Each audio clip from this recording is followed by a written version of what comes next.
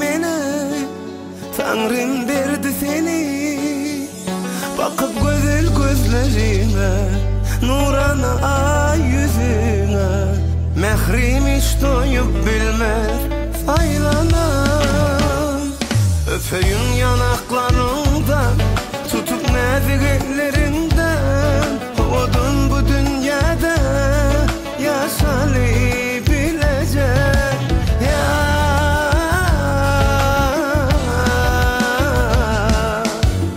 Bugün senin doğum günün Kutlayarın ömür yollusun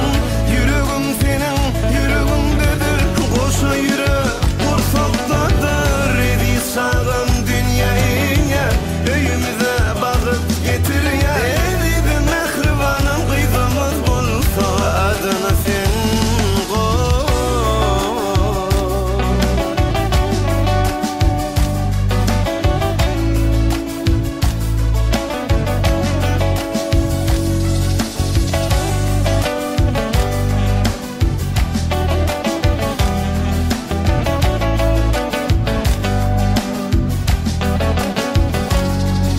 Güzel dünya sen barında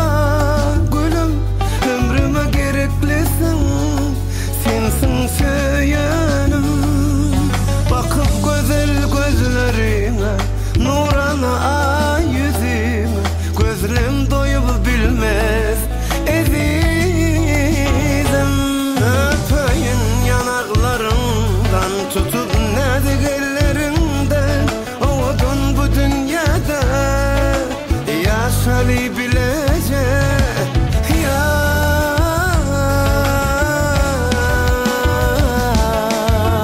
Bugün senin doğum günün Kutlayarın ömür yollusun Yüreğim senin yüreğimdedir Boşa yürek kursaktadır Ezi sağlam dünyaya Öyümüze bakıp getir ya Ezi mehribanım kızımız bulsa Adını sen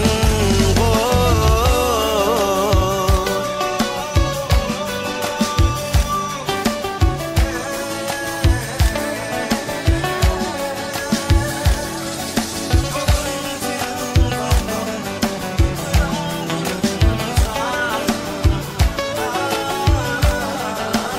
Saylanama.com